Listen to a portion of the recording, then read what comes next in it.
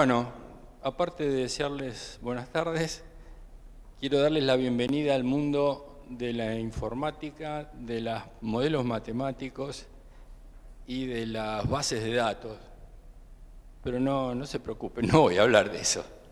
No, solamente quiero mencionarlo porque gracias a estas tecnologías es que pude hacer un trabajo de estas características, que requirió la consulta de muchas bases de datos generadas por diversas instituciones del mundo, que después hay una lista por ahí en algún diapositivo, y la capacidad que brindan los sistemas computacionales actuales para procesar todos esos datos.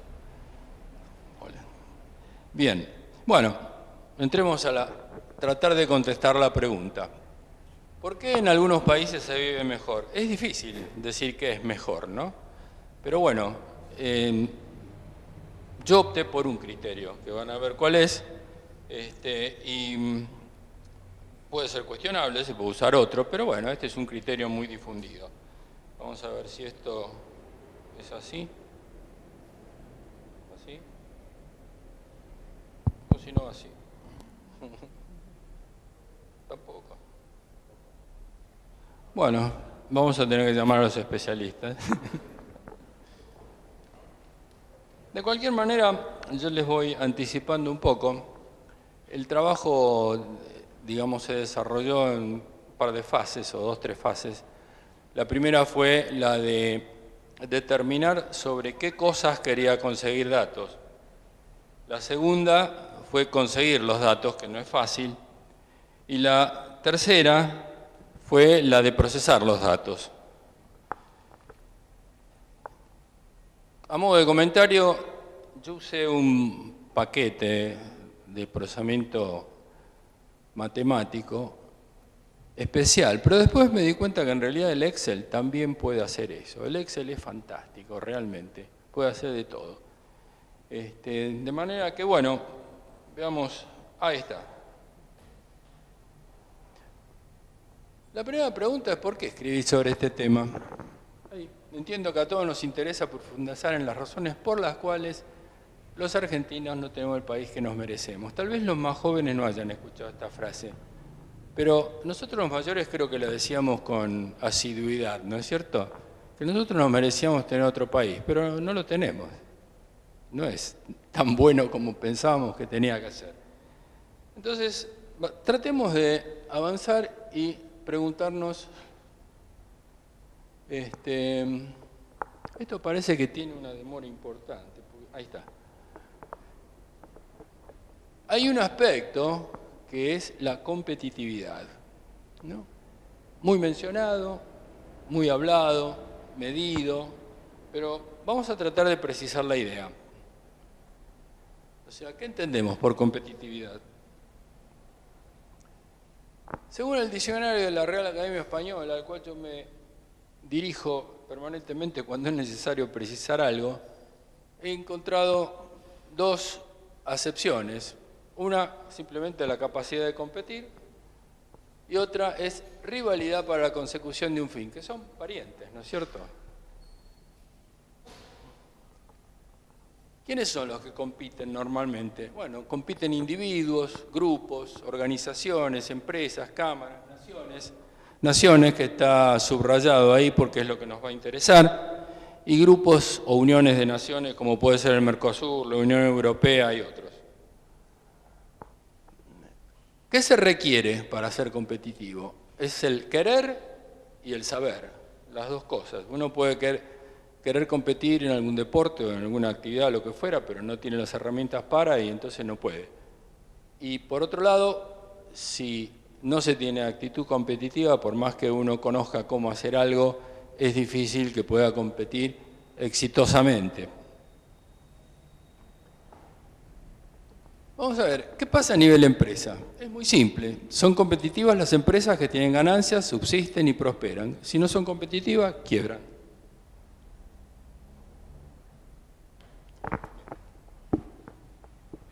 Con las 2 manos. En el caso de las naciones no quiebran, y ahí agregué un aún, porque en la época de una creo que era la presidenta del FMI, Anne Kruger, que quería que las naciones quebraran también. Entonces, ¿cuándo es una nación competitiva? Cuando sus logros superan a los de sus competidores, o sea, otras naciones. Y este creo que es un concepto que nosotros no tenemos en claro. Estamos compitiendo permanentemente con otras naciones, desde todo punto de vista, más siendo ahora un mundo interconectado donde todo se sabe. De manera que tenemos competidores, siempre tenemos competidores. Y esos competidores tenemos, no digamos vencerlos, pero tenemos que tratar de ser mejor que ellos, en la medida de lo posible. Bueno, acá me planteo la pregunta de ¿cómo podemos medir la competitividad de una nación? Entonces, hay diversos indicadores que han sido generados para esto. Menciono algunos, los tres tal vez más difundidos. El ingreso per cápita, creo que todos, digamos, sabemos de qué se trata el ingreso per cápita. La expectativa de vida al nacer, que no requiere demasiada explicación. Y el índice de desarrollo humano, que es elaborado por las Naciones Unidas y que está compuesto por otros 3 o 4 componentes que confluyen para determinar el cálculo y hacer el índice este. Aclaro, por otra parte, que todo lo que se maneja son números, que acá no van a aparecer, pero todo está basado en números, en datos. Ahora bien, ¿es válido el ingreso per cápita como elemento de comparación? Nosotros acá podemos ganar, no sé, $1000 y podemos comprar un conjunto de cosas. Si ganamos $1000 en otro país, el equivalente de $1000 ganamos. Si ganamos $1000 en otro país, ¿es lo mismo? No, no es lo mismo. Porque el poder adquisitivo en un lado o en otro es distinto. Entonces, un poco esto a modo de reflexión y después de ejemplo, se desarrolló un concepto que es el de paridad de poder de compra. O sea, la idea general, ¿cuál es? ¿Cuánto me cuesta comprar un conjunto de bienes en un país y cuánto me cuesta en otro o en otro? Y así se puede comparar concretamente sobre bases más firmes y no solamente monetarias. Acá hay un ejemplo, que no digo que sea así el cálculo, pero es como que lo usé para tener el concepto. Digamos que en Estados Unidos compro alimentos por $300, gano $30.000. Acá gano el equivalente a tipo de cambio de $16.000. El costo de los alimentos es $1.600. Digamos que el tipo de cambio es 40, o sea que me están costando $400. De manera, perdón, $400. De manera que lo mismo me cuesta distinto en los dos países, ¿no es cierto? En realidad, esto hace que mi ingreso per cápita de $16.000 a tipo de cambio es engañoso. En realidad, el poder de compra que me da es el equivalente de $12.000. ¿Está? Bueno. La competitividad pretende muchas veces lograr diferentes cosas, ¿no es cierto? Nosotros nos vamos a centrar en el tema del ingreso per cápita, pero siendo conscientes de que muchas veces no solamente el ingreso es lo único que importa. Ahora bien,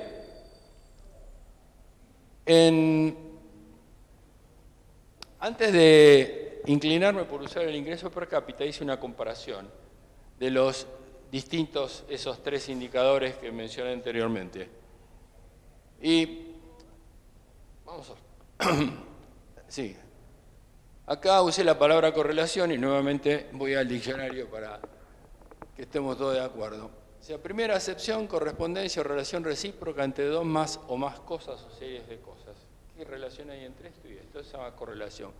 Y después la cuarta acepción, que es matemática, que da una medida de la dependencia existente entre variables y acá hay un nuevo concepto que es el coeficiente de correlación. ¿Qué es esto del coeficiente de correlación? Es la medida en que los valores de las variables, un hecho cualquiera, por ejemplo, un día de la semana, hoy, hay una temperatura, hay una presión, hay una humedad. Son 3 variables que identifican este día. Entonces, esas son las variables de las cuales se habla, ¿no es cierto? Bien. Cuando uno quiere comparar y ver cómo se manejan las distintas variables, entonces lo más gráfico es usar gráficos. Entonces veamos. Por ejemplo, acá he tomado un ejemplo que es cantidad de kilómetros cuadrados de superficie, cantidad de habitantes de los países de Sudamérica. Bueno, evidentemente Brasil es otra cosa, ¿no? En materia de cantidad de habitantes y en materia de kilómetros cuadrados. Pero bueno, acá tenemos la comparación con Colombia. Nosotros tenemos más kilómetros cuadrados, pero ellos tienen un poco más de población. Y acá están países con menos kilómetros cuadrados, menos población, así. Ahora, si uno esto lo maneja en Excel, si no lo maneja en Excel, que da esto, si trata de conceptualizar la cosa y viera que no está la raya esa, un poco uno dice, sí, ¿para dónde va esto? Y va así. Esa es la idea general, ¿no es cierto? Este grupo de puntos va así. Esto es lo que marca esta recta, se llama recta de tendencia. La determinación de esa recta responde a un cálculo matemático muy complejo. Excel lo hace muy simplemente. Digamos, cuando uno hace un grafiquito, si quiere le agrega la línea de tendencia y ya está. Gráfico de este tipo, ¿no? Entonces, lo que muestra esta recta, que la calcula Excel, es que es la mejor aproximación a lo que es la tendencia. Si nosotros hiciéramos una recta así, no sería tan buena. Si hiciéramos una recta así, tampoco sería tan buena. Este otro, y acá tendríamos un coeficiente de correlación cercano a 1. O sea, si estuvieran todos alineaditos, el coeficiente sería 1. Por el contrario, aquel coeficiente cercano a 0, no tiene nada que ver una cosa con otra. Son países inventados, evidentemente, ¿no? Y entonces acá vemos también kilómetros cuadrados, habitantes, un conjunto de países hipotéticos y no tienen una tendencia. ¿Cuál es la tendencia acá? Así, así, no se sabe. Entonces, cuando eso sucede, cuando no hay una relación entre una variable y otra, la correlación es 0. Bueno, y esto es lo máximo que vamos a ver en materia de matemáticas. Bueno, por ejemplo, este es un caso concreto. Acá hay datos que he sacado de alguna de las bases de datos de por ahí, que muestra un puntaje que se le da a la confianza que las personas de una sociedad le tienen hacia otras. Esto evidentemente no es que uno va con un medidor y mide la confianza, ¿no es cierto? Es una cuestión, digamos, de obtener los datos por medio de encuestas, que eso es muy frecuente en muchas de las cosas que no son realmente, yo diría, objetivas, totalmente, es necesario recurrir a encuestas, y se recurre a encuestas, porque es mejor que nada. Entonces, fíjense, yo acá he señalado los países, este es el ingreso per cápita y este es la confianza. Bueno, es como que cuanto más ingreso per cápita o más confianza, o al revés, porque en estas cosas no es fácil determinar cuál es la causa y cuál es el efecto. Cuanto más confianza hay, mayor es el ingreso per cápita. Y fíjense que acá aparece una agrupación de países que se mantiene a lo largo de la gran mayoría de los indicadores que uno tome. Por acá hay un grupo de países que podríamos decir son los desarrollados. Por acá, no, hay como una brecha, hay una grieta acá también, ¿no es cierto? Tienen ustedes Suecia, el país con mayor grado de confianza y mayor ingreso per cápita. Ojo, estos datos son del año 2011-2012. Se pueden actualizar, pero no van a mostrar mucha diferencia. Entre paréntesis, aclaro que el trabajo lo hice en el 2012, antes de que surgiera toda la ola actual de diversos temas que están en el tapete. Y acá tenemos, bueno, otra serie de países. Nosotros estamos acá. No tenemos demasiada confianza en los demás. Bien, este es a modo de ejemplo, ¿no es cierto?, para graficar un caso concreto. Bueno, volvemos a los distintos tipos de logros. Antes de seleccionar el ingreso per cápita, que es lo que dije anteriormente, yo hice una serie de comparaciones para ver cómo era esto. Y acá, por ejemplo, comparé el ingreso per cápita con el índice de desarrollo humano. Y si bien no es una recta, pero ven que los puntos están muy alineaditos. Si uno tuviera que trazar a mano alzada una curva, bueno, iría más o menos así. Esto va así. Pero están muy juntitos. Están muy juntos. Por lo tanto, y esto está calculado por Excel, el coeficiente de correlación es alto, es muy alto. O sea que en el fondo es más o menos lo mismo usar uno u otro índice para determinar el tema de la competitividad. Acá hay otra comparación entre la expectativa de vida al nacer y el índice de desarrollo humano. Fíjense que en este caso es lineal la relación, pero también están todos muy apretaditos en relación con la recta. Y finalmente, la otra comparación posible de la expectativa de vida con el ingreso per cápita. Y este da un poco menos. Ustedes verán que está más separados los puntos de la línea de tendencia. Si nos acordamos de la primera, que tenía esta forma más o menos, estaba todo más apeñuscado sobre la línea. Este está menos y entonces consecuentemente tiene menor valor. Bueno, ¿qué se puede deducir del análisis de eso? Que los logros tienen índices altos de correlación entre sí. Por lo tanto, será aproximadamente equivalente usar uno u otro indicador para determinar los logros de una sociedad.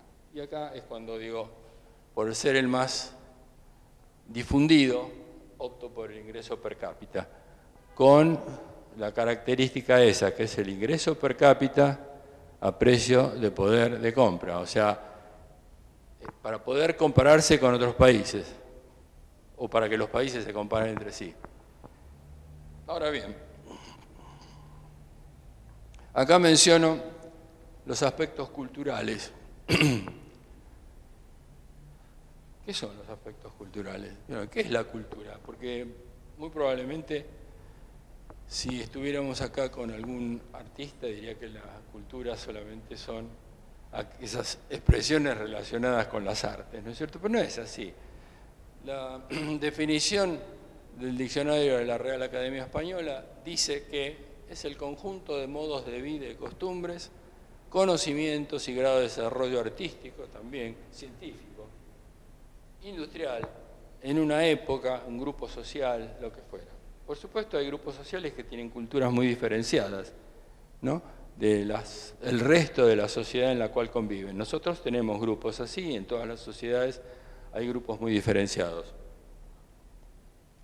Bueno, acá comento una serie de autores que yo consulté fundamentalmente para determinar qué los había preocupado.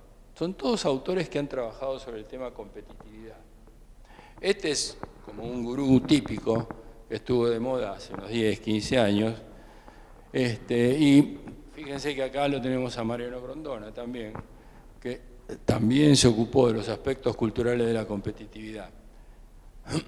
Ellos enunciaron distintos factores que consideran importantes. Algunos hacen hincapié en unos, otros hacen hincapié en otros. Acá hay economistas, sociólogos, antropólogos. Son distintas profesiones, cada uno lo ve de distintos puntos de vista. Menciono en el cuadro anterior,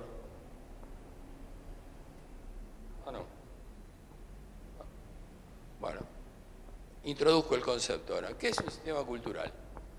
Un sistema cultural es un sistema que procesa los estímulos de todo tipo del contexto, o sea, toma lo que lo rodea, los interpreta conforme al paradigma internalizado vigente, ya vamos a ver qué es un paradigma, concibe un mundo deseado conforme al paradigma vigente, o sea, ¿qué queremos ser? Este es un problema que tenemos nosotros, ¿no?, por ejemplo. Y genera metas, estrategias, planes, programas y acciones sobre el contexto. O sea, recibe piensa y hace. Bueno, esto es para los que les gustan los gráficos, es el sumo. Esto pretende ser un gráfico del sistema cultural. Recibe estímulos, este es todo el sistema cultural, que tiene una historia, hay grupos, dentro de los grupos hay personas, y dentro de las personas hay valores, creencias, conocimientos, se relacionan entre sí, se generan normas hacia adentro, reciben normas y generan normas, todo se interinfluencia. Un poco lo que se quiere mostrar acá es el grado de complejidad que tiene si uno quiere analizar, digamos, una cosa como puede ser un sistema cultural, ¿no? Y esto es otra cosa interesante que está tomada de una publicación que hicieron estos autores y que hace lo siguiente, también en un gráfico, ¿no? Esto ellos han considerado un valor que lo llaman de capacidad de expresarse con libertad, tal vez, o necesidad de expresarse con libertad. Y en este otro, cuán tradicionales o seculares son los valores que tiene esa sociedad. Entonces, nuevamente, fíjense que aparecen, o no sorpresa, agrupados, midiendo las dos cosas, ¿no? Agrupados los países de Europa protestante, diferenciada de la de habla inglesa, Europa católica, países de raíz confuciana, ortodoxos, Sudasia, Latinoamérica, y aquí estamos nosotros, África y países islámicos. Ellos hacen esta clasificación de los distintos grupos de países. Podría haber otra, ellos lo fundan principalmente, como ustedes podrán ver, en la religión. Y si uno analizara valores relacionados con porcentaje de habitantes que tienen una determinada religión en un país y los logros, hay una relación bastante definida. Fíjense que nosotros acá estamos en una situación con respecto a Uruguay, que es una sociedad, la uruguaya, como que tiene un dejo más de secularidad, menos valores tradicionales que la Argentina. No mucho, un poquito. En cambio, los otros países, estos que uno considera, digamos, como más tradicionales, hispánicos, están por acá abajo. Y en cuanto a esto, la necesidad de expresarse con libertad es más o menos parecida a la Argentina con Uruguay, Brasil, dentro del grupo ese.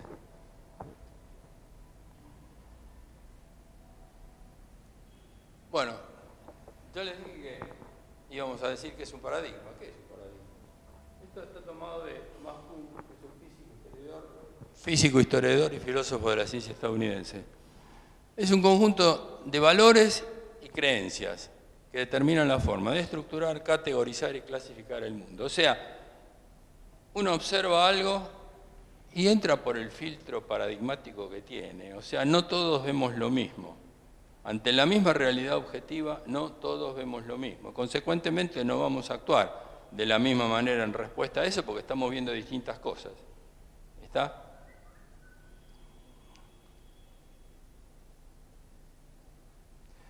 Tienen altos componentes emotivos, porque hay toda una historia, ¿no es cierto?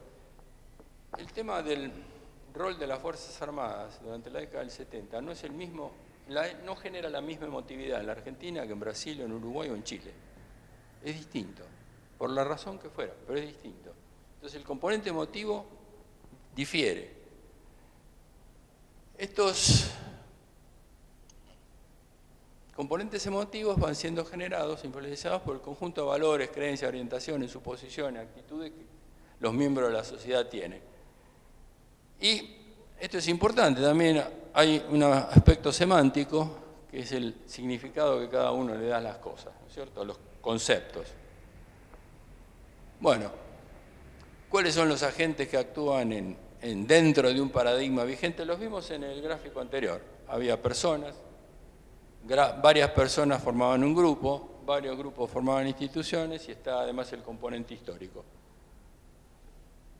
Bueno, estos son, no los voy a leer, mírenlos, son los conceptos que surgieron de la consulta con los autores, esos que mencioné anteriormente. Algunos hicieron importancia en el tema religioso, otros van a regalías y derechos de licencia, otros índice de educación. Esto es interesante, el trabajo como base de éxito. Esto puede dar una sorpresa si uno mostrara, analizar el gráfico, porque como los países que han sido más exitosos ya no tienen necesidad de ser exitosos. Entonces aparecen como la creencia del trabajo como base del éxito en países que en realidad son menos exitosos, porque todavía no lo son. Bueno, y acá hay otro conjunto. Como ven, son cerca de 50 estos. 52 creo que más precisamente. Hay cosas como la autoestima, orgullo por la ciudadanía. Y de repente también acá aparecen países que tienen mayor orgullo y son un desastre desde el punto de vista de los resultados que obtienen. Y uno de los que aparece con menor orgullo por la ciudadanía es Japón, por ejemplo. Bueno, ¿de dónde fueron recopilados los datos? De todas estas instituciones. Según fuera la necesidad, y acá está el trabajo de búsqueda de los datos realmente, que fue bastante denso, ¿cierto? Porque, está bien, si no hubieran existido las tecnologías esas que mencioné al principio, podría haber sido imposible hacer un trabajo así. Pero bueno, encontré los indicadores necesarios para cada una de esos conceptos mencionados por los autores en una u otra de estas instituciones. Bueno, por ejemplo, vamos a ver cómo sería la correlación concreta entre la creencia en la ciencia como motor de desarrollo, que está mencionada por ahí arriba, o la creencia en la importancia de la educación. Y esto, volvemos a los grafiquitos.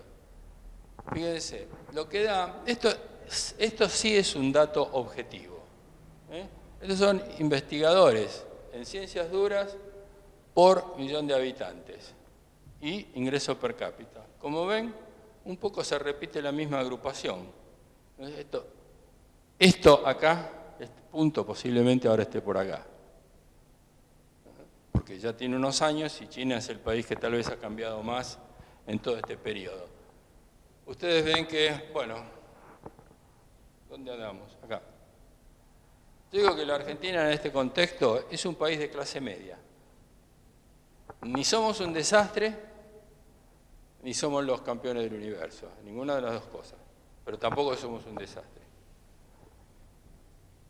Y en el caso del índice educativo, que también es un índice objetivo, que toma la cantidad de años de educación recibida por los habitantes, fíjense que esto se alinea bastante en una curva, ¿no? Están todos bien juntitos a la curva. Estos son ejemplos de correlaciones que se pueden hacer. ¿Y qué me da? Haciendo todas las correlaciones que hice para determinar el valor de ese coeficiente, que me permite medir cuán bien está representado un conjunto de datos por una curva, me da esto. Los que tienen el más alto puntaje, de esto olvídense, los que tienen el más alto puntaje es investigadores por millón de habitantes, el índice de educación, el índice de percepción de la corrupción, y así. Y así había 42 más o 40 más. Yo tomé, en este caso, todos los que tenían un coeficiente de correlación de 0,5 o más. Arbitrario, sí, arbitrario, pero de alguna manera algo había que seleccionar. Posiblemente si tomaban los otros no iba a ayudar demasiado en el desarrollo posterior de la cosa. Conclusiones. El conjunto de indicadores analizados muestra que las aseveraciones de los expertos, autores y estudiosos del tema muchas veces no tienen respaldo empírico y por lo tanto no son estrictamente sostenibles. Por ejemplo, Michael Porter, sostiene en un libro así que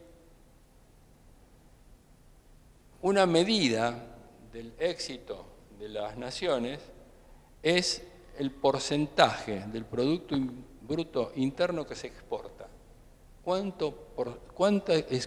¿Qué significa porcentualmente las exportaciones en relación con el Producto Bruto Interno? No es así. No es así. Yo tengo un gráfico por ahí, se puede ver, pero no quiero tampoco abrumarlos con tanto gráfico. Pero ese es un caso donde no se da lo que tal vez por una visión circunscripta vinculada con el conjunto de países que tomó, tal vez países desarrollados solamente, pero en el conjunto de los países no se da. Hay otro caso, por ejemplo, que es el caso de Filipinas. Filipinas es el que tiene el mayor porcentaje de exportaciones tecnológicas, que sería una variante, un subconjunto de esto, en relación con el Producto Bruto Interno. Filipinas.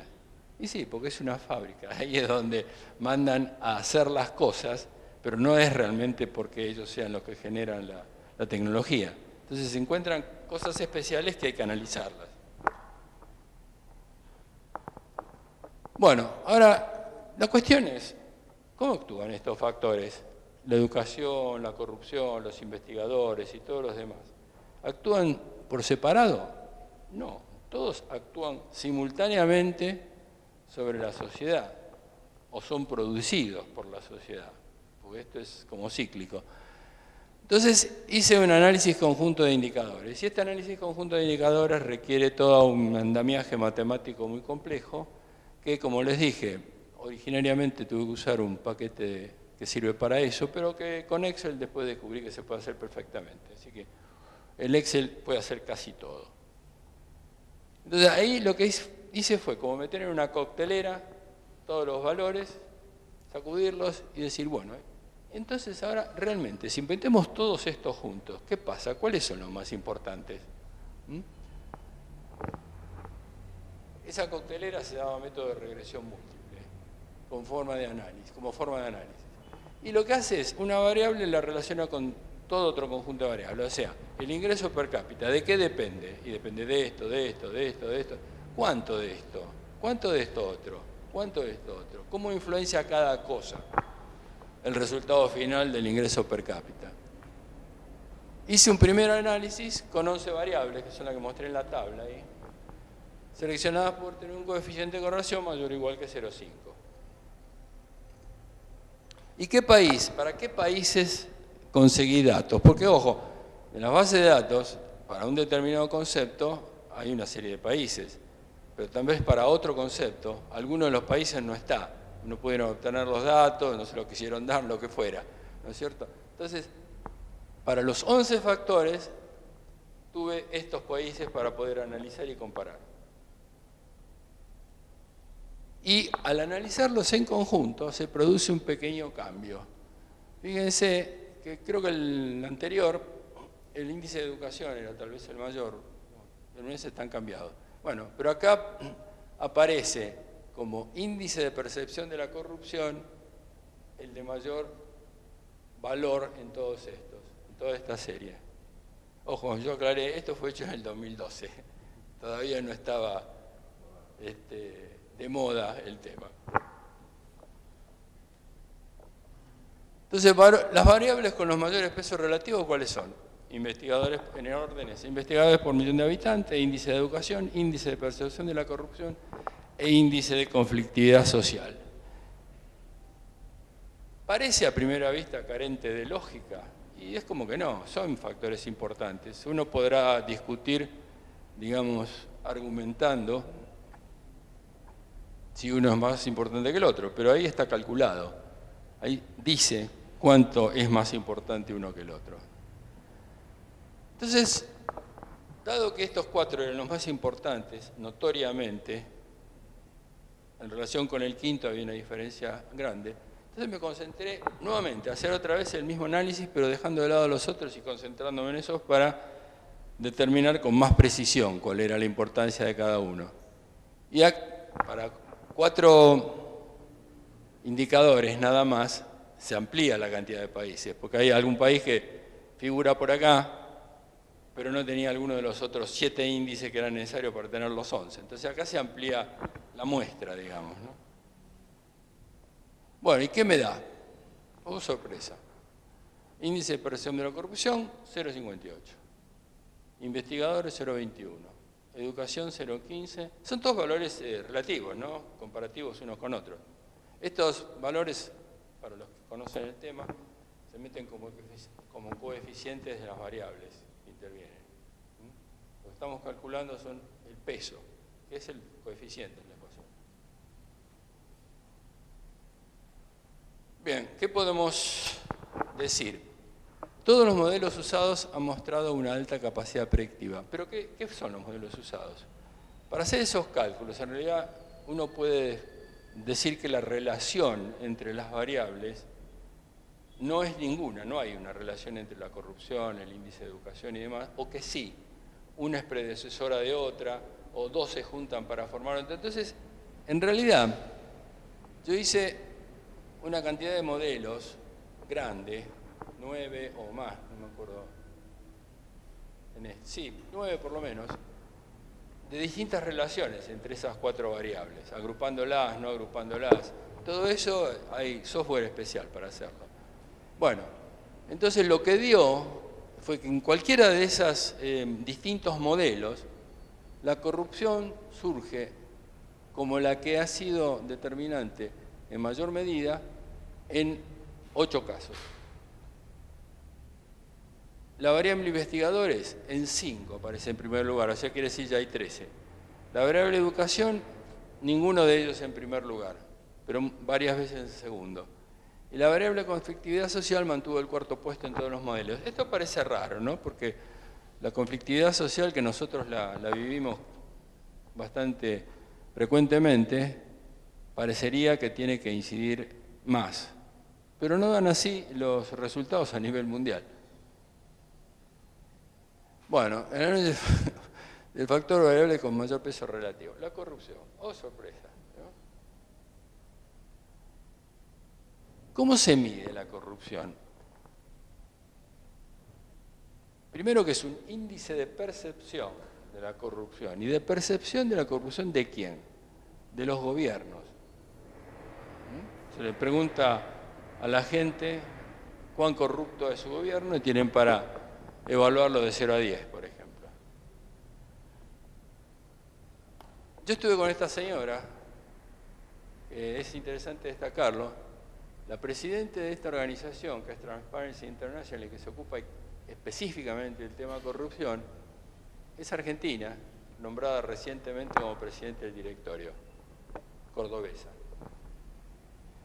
Bueno, ¿qué es el índice de percepción de la corrupción? Bueno, ahí lo tienen.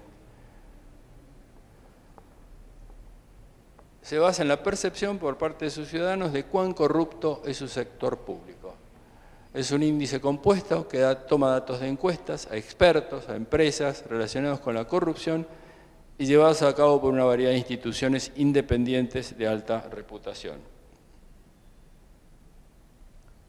Y acá tenemos precisamente qué es lo que da el índice de corrupción cuando se compara con el ingreso per cápita. Y fíjese que la distribución es bastante parecida a otras que vimos anteriormente. Por acá, yo no he incluido todos los países, incluí solamente los que son representativos de una zona cultural o los que son limítrofes o los que por alguna razón tienen una importancia fundamental como puede ser la población, el caso de China, la India, Estados Unidos. Fíjense que acá aparecen nuevamente los países escandinavos, los otros, Noruega, Finlandia andan por ahí, acá aparece Japón, Alemania, este es el Reino Unido, Australia, todos más o menos del grupete de siempre, ¿no es cierto? Francia está un poco más relegada, España un poco más, fíjense Italia donde está, ¿no? En cuanto a índice de corrupción. Esto es como un poco, dentro de todo, conocido, ¿no? En Italia las cosas son más parecidas a la Argentina que en otros países. Y Estados Unidos, fíjense, que aparece con un alto valor de ingreso per cápita, pero que tendría que estar más acá para que estuviera dentro de la evolución razonable de la curva. Entonces, ¿qué quiere decir? Que Estados Unidos es un poco más corrupto o tiene un ingreso per cápita mayor que el que le correspondería por el grado de corrupción que tiene. Y esto sería como al revés. En Chile y Uruguay, ya desde hace bastantes años, figuran como países emblemas en la zona y no han logrado todavía plasmar estos valores en el ingreso per cápita, pero posiblemente con el tiempo, si siguen así, lo alcanzarán. Entonces, ¿qué conclusiones podemos sacar? Los países ricos y más desarrollados son los menos corruptos políticamente. ¿O es al revés? Esta es una buena pregunta para plantearse. Al revés sería, los países menos corruptos políticamente son los más desarrollados. ¿Qué pasa? Acá hay una cosa interesante que no la mencioné anteriormente, pero que muestra una cuestión que normalmente a uno le puede, llamémosle, poner en duda. Yo acá puse el ingreso per cápita y este valor es un valor que se llama coeficiente de Gini, que en realidad lo que mide es la desigualdad dentro de las sociedades en los distintos países. Hay países que son más igualitarios y otros países que son más desiguales. Acá figura Sudáfrica como uno de los países más inequitativos y evidentemente Suecia, Japón, esta no es la UCR, es Ucrania. Y nosotros, ¿por dónde andamos? Andamos por acá. Y fíjense qué interesante. Esto parecería raro, ¿no es cierto? Pero nuestro grado de desigualdad es muy similar al de Estados Unidos. Era en ese momento y sigue siendo. Anda alrededor de 0,43, 0,45. Claro, lo que pasa es que el nivel de desigualdad en nuestra sociedad es en este nivel. En Estados Unidos está en este nivel. No mide el nivel, este coeficiente. Lo que mide es la desigualdad. La desigualdad puede producirse entre la gente que gana en promedio $1.000 o la gente que gana $10.000. Entonces, de repente, el que gana menos en el país que tiene el mayor promedio va a ganar más que el que más gana en el país de menos promedio. Entonces, esto mide la desigualdad, que puede ser generadora de conflictos, ¿no es cierto? Eso es interesante para determinar. Pero fíjense que no es demasiado evidente la relación que hay. Hay como dos grupos de países, ¿no es cierto? Está otra vez la brecha esta de ingresos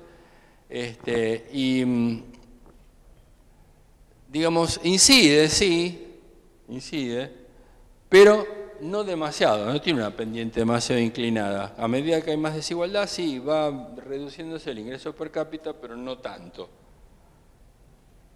Entonces, la corrupción, conclusión 2. La desigualdad parecería incidir, pero no considerablemente sobre los niveles de corrupción. O, nuevamente, la causalidad debe ser invertida. Acá es, ¿la corrupción incide sobre la desigualdad o la desigualdad incide sobre la corrupción? Generalmente son cíclicas estas cosas. Acá hay otro aspecto.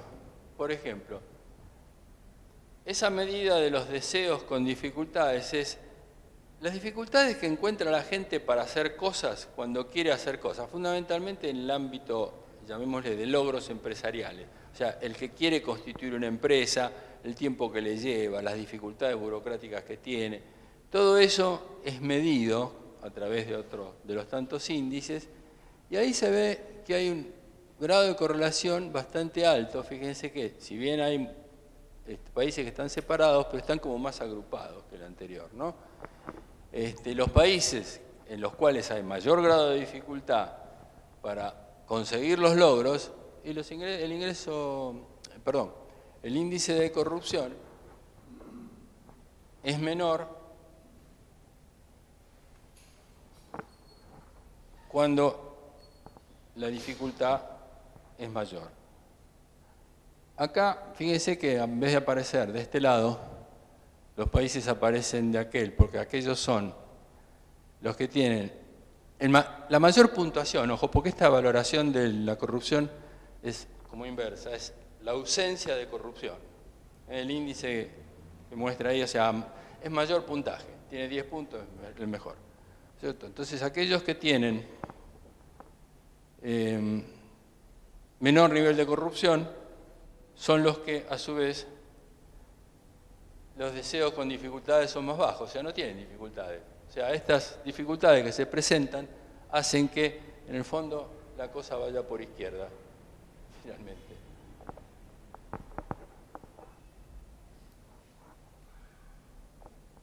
Bueno, tercera conclusión. Existe una definida correlación entre la frustración y la corrupción. La frustración como medida de ese deseo, otra forma de decir deseos con dificultades, ¿no? En muchas sociedades sucede que existe una gran brecha entre la demanda de logros y la oferta de medios para concretarlos. Por lo tanto, muchas personas que reconocen desde un principio que tienen poco acceso a alguna oportunidad, rechazan las reglas del juego y tratan de triunfar a través de medios no convencionales, sean estos innovadores o delictivos, inclusive. Bueno, este es ahora otra comparación interesante que algún autor largó por ahí. El tamaño de la familia. ¿Tiene algo que ver? Y parecería como que sí, que algo tiene que ver. Fíjense que a mayor tamaño de familia es como que el puntaje en corrupción es menor. ¿Y cómo sería esto? Acá hay una posible cadena de razones, ¿no? Posiblemente mayor tamaño de la familia hace que haya un menor ingreso per cápita, porque son más. Como son más y tienen menor ingreso, tienen mayor frustración. No pueden conseguir las cosas que otros pueden conseguir. Y de esa mayor frustración se puede pasar al no cumplimiento de las reglas de juego de esa sociedad. Bueno, recopilando, consecuencia de la corrupción. Los bajos niveles de indicador usado indican la existencia de un Estado corrupto. Eso es lo que decíamos antes. Los Estados corruptos lo son porque el funcionariado lo es y porque quienes tratan con sus integrantes también. Y si el funcionariado es corrupto, lo que sucede es que son detraídos recursos de los fines para los que fueron previstos, básicamente inversiones. O que tales recursos son usados ineficientemente por su mala asignación a ejecutores de los planes de gobierno que no cumplen sus tareas con eficiencia. ¿Les suena familiar esto? El daño más profundo de la corrupción es que instala el reino de la desconfianza, dado que la desconfianza colectiva, fundada en la imprevisibilidad del comportamiento del otro, resulta en el subdesarrollo. El Estado carece de recursos, las empresas no invierten sus capitales, el gobierno culpa a los ciudadanos y estos al gobierno. Esto lo dijo Mariano Grondona en un libro que se llama La corrupción, que es excelente, año 92.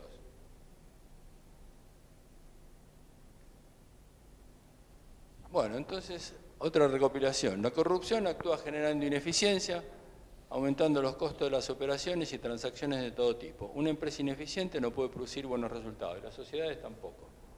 La relación causal es de la corrupción al Producto Nacional y de este al ingreso.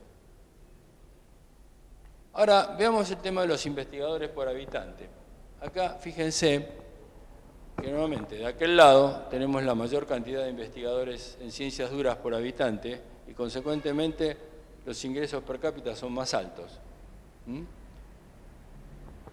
Nuevamente nosotros estamos por acá y hay un salto importante cuantitativo con respecto al otro grupo de países. ¿Qué se puede decir entonces de la cantidad de investigadores? El producto de una sociedad, según sea dirigido, permite sostener una mayor o menor asignación de recursos para los trabajos de los investigadores. Será dependiente entonces de las decisiones que son tomadas tanto en el ámbito gubernamental como en las entidades privadas en cuanto a las asignaciones presupuestarias que hagan en relación con las tareas de investigación. El trabajo de los investigadores, condiciona en el mediano plazo, a largo plazo, la evolución del Producto Nacional y, consecuentemente, el ingreso per cápita. Este factor de la importancia de los investigadores, pienso que es algo que ha sido dejado de lado durante mucho tiempo en nuestro país.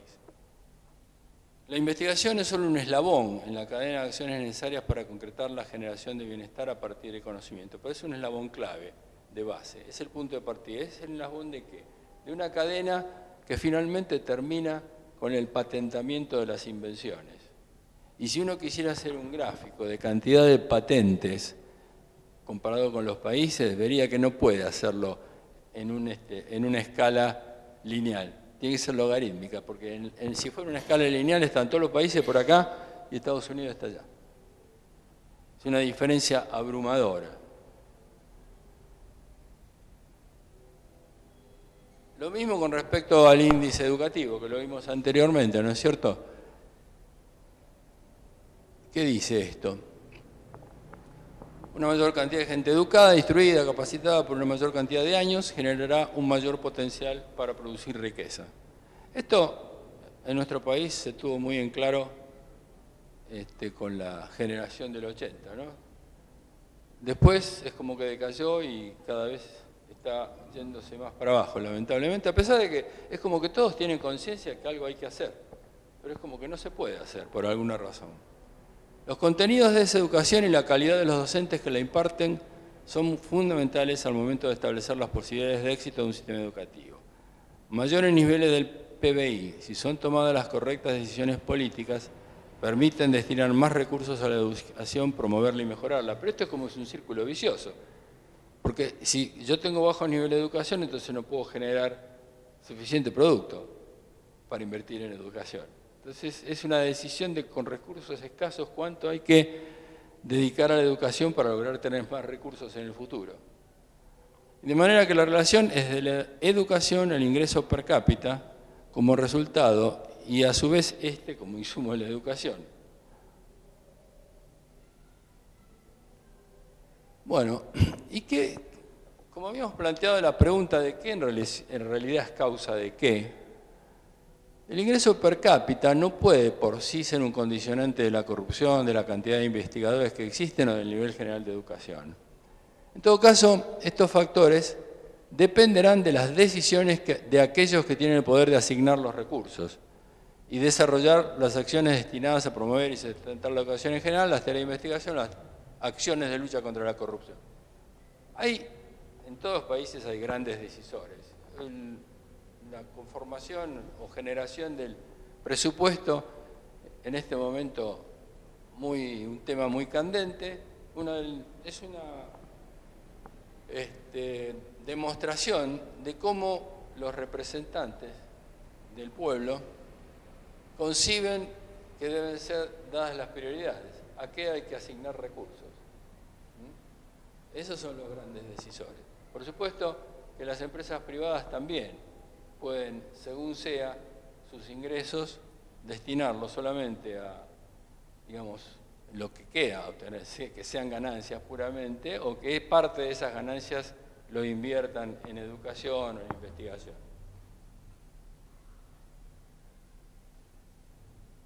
Bueno, este es otro grafiquito, es la obsesión de los gráficos, pero para los que los entienden son mucho más válidos, ¿no? Acá la idea es que una sociedad produce cosas, ¿no es cierto? Se toman decisiones con esas cosas que se producen. Puede ser que las decisiones sean corruptas o que no lo sean. Digamos, vamos por esta vía primero. Se asignan los recursos, por ejemplo, con el presupuesto, y después que se asignan los recursos, se empiezan a realizar las cosas, ya no son decisiones, son actos corruptos. No necesito dar ejemplos, no tanto a la orden del día. Entonces esto también va por acá y lo que queda, en todo caso, hace impacto en la educación. La educación como base para la generación de investigaciones y base para influencia general sobre la sociedad. La sociedad más educada, entre otras cosas, soporta menos la corrupción. Eso es en otro gráfico que anda por ahí. Entonces, y las líneas verdes son, digamos, incidencias positivas. Esto incide positivamente en la corrupción y trata de bajarla. De la misma manera que allá, la mayor grado de educación de la sociedad y la cantidad de investigadores ingresa como, llamémosle, un par de factores influyentes sobre el producto, y cuanto más investigadores hay, más competitividad hay, cuanto más corrupción hay, menos competitividad hay y menos es el producto. ¿De qué manera incide en eso? Bueno, de la manera que surgió en el cálculo. Esto es como que tiene más incidencia que esto.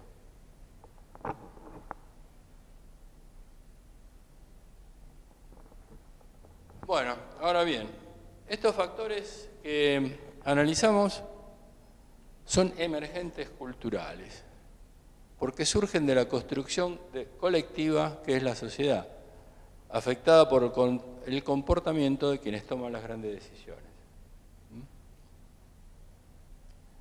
Pero estas grandes decisiones son producto del sistema cultural del cual han emergido sus líderes. No podemos pretender que en una sociedad que es básicamente corrupta, y Grondona explica muy bien por qué la corrupción también derrama, la corrupción a alto nivel genera corrupción en los niveles más bajos. Bueno, cuestión de supervivencia inclusive, ¿no es cierto? Resumiendo, las grandes decisiones asignarán más o menos recursos a la educación y tenderán o no a la excelencia de los educadores y al mejoramiento de los planes de estudio. Difícil acá, ¿no? Promoverán la investigación o no la propiciarán, incrementando o no la productividad en el largo plazo. Tenderán a incrementar la credibilidad del sistema y debilitarán a las fuerzas corruptoras o por el contrario las fomentarán. Y así, con cada ciclo del sistema, se estará transitando un camino virtuoso o contrariamente uno de decadencia. Se habla mucho ahora de la decadencia que hemos tenido en los últimos 70 años, ¿no? Posiblemente si se ahondara un poco y se calculara un poco la evolución, pues todo este trabajo no ha considerado el paso del tiempo, se ha tomado como una foto en un momento dado. Bueno, volviendo a la pregunta originaria, ¿los argentinos tenemos el país que nos merecemos? Y posiblemente sí. Entonces, si estamos como estamos, mejor o peor, es porque cada uno ha hecho lo que en su nivel ha podido, ha querido hacer. Y parece que no hemos sido demasiado exitosos en materia de competitividad. Bueno, acá volvemos a la transparencia original. Así que bueno, como es costumbre, creo que, no sé si alguien quiere hacer preguntas, que las haga.